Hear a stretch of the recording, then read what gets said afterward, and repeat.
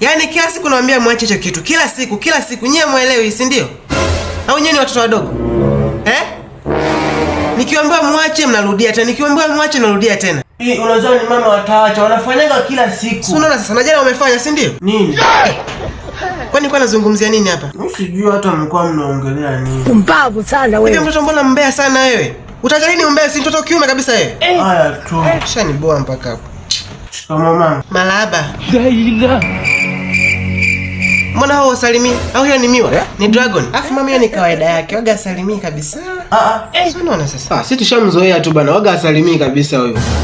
Sisi ndio wakutana marafiki zake wameshamfundisha tabia mbaya, sasa hivi hadi ameshaanza kurudi usiku. Siku hizi anarudi usiku huyo mtoto wako. Umekucha.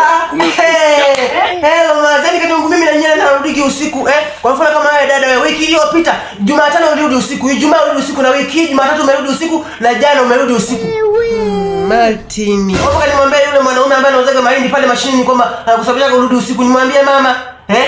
Bora hata dada sasa. Kaka yeye anarudi nyumbani mapema, ukifika usiku anatoroka. Anaenda kukutana na yale mama shangazi yake. Kaka nimwambie mama, au unajifanya mimi sijui, mimi hapa tu details na document nazijua zote. Martini, sio mimi natoka usiku kweli? Unajisahaulisha. Unaweza sikufuatiliaje? Umekwisha. Unaangalia nini, unijui au?